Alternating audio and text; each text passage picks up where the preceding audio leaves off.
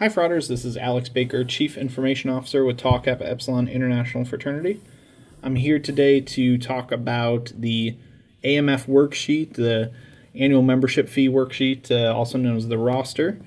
This process is completed by Grand Province advisors here on the chapter module, as you see here.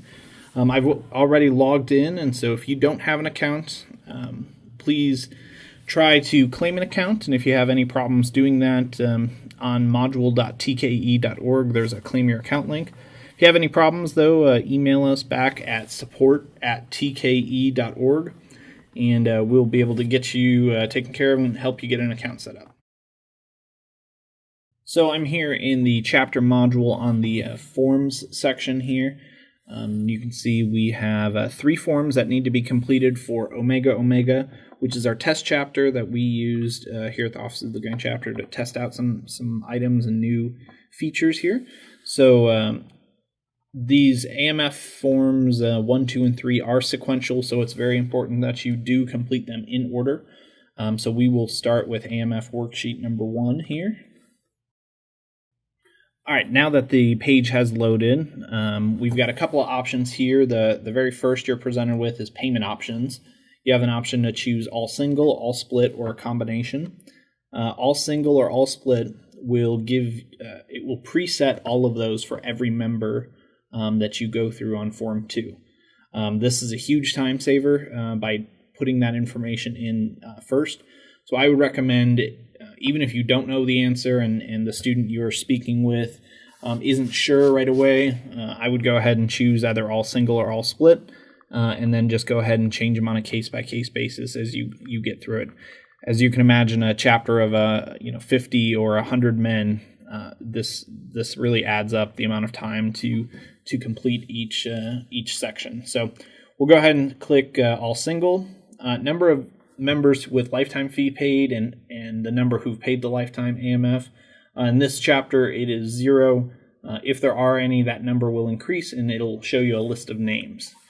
So as you're completing this roster, you'll be speaking with a student, and so we'll type in, the student's name there, what office role they hold, Preakness, for example.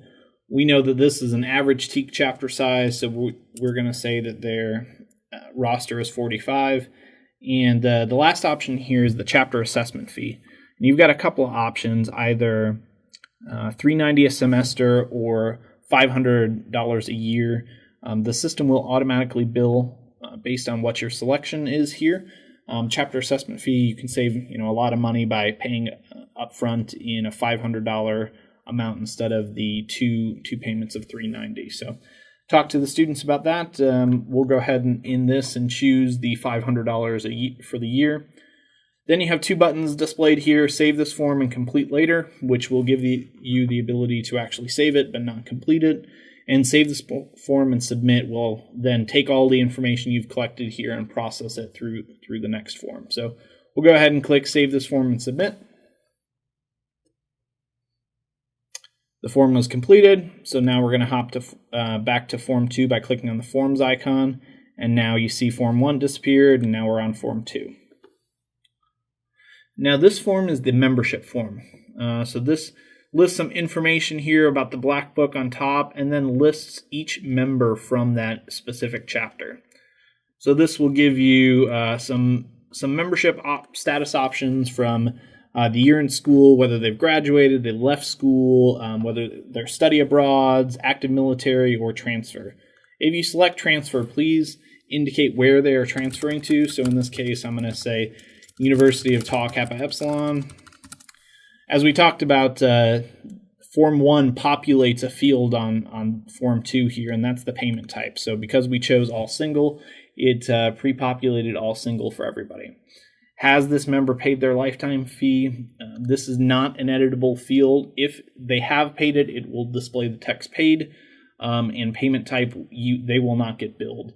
I realize there is not an option here to choose lifetime fee, but the code and behind the scenes actually knows that if they have paid their lifetime fee, it doesn't actually bill them. So we'll go through and finish the rest of these students here. Put some information, choosing various different options. Normally, you'll go through with the student and ask each individual member about each individual member on what status they are here. And when we're done, we're going to save and submit this form.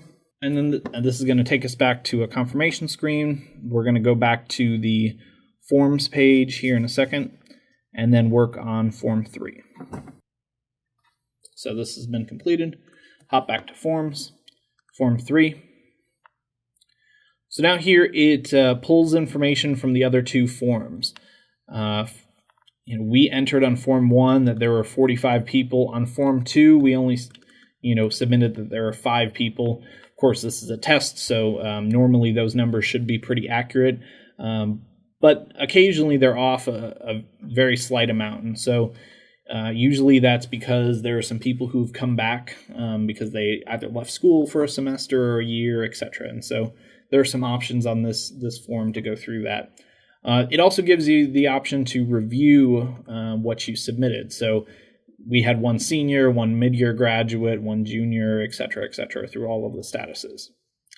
If there's something that was screwed up, as you're going through this with each of the students, there's some correction areas here where you can go and correct the individual forms or individual people. If they're a returning alumni, so the system looks at anybody who is marked as an alumni in the last 2 years. Typically that's because they've left school or something, and so this then gives you an option to review those names with the student and make sure they're all accurate. And then if any of those are returning, put them here in the reactivate alumni person 1, 2, and 3. Any returning DNIs, men who did not initiate, sometimes those men actually come back and need to just be reactivated on a roster. And so if there are any returning DNIs, you'd enter those in. Any transfers, anybody who might have come from a different TEAC chapter and is transferring there, make sure to include all of them. You've got the forms here to do that. And then last, enter any other comments here. In this case, you have to enter something. So in this case, there are no additional comments. Save and complete this form. And that finishes up the AMF rosters. If you have any questions, feel free to email us back at support@tke.org, and we will be glad to answer any questions or problems you might have. You can also contact me directly at 317-872-6533, extension 228, and I'd be glad to help you through this process if you have any questions. Thank you very much, and have a great day, Frauders.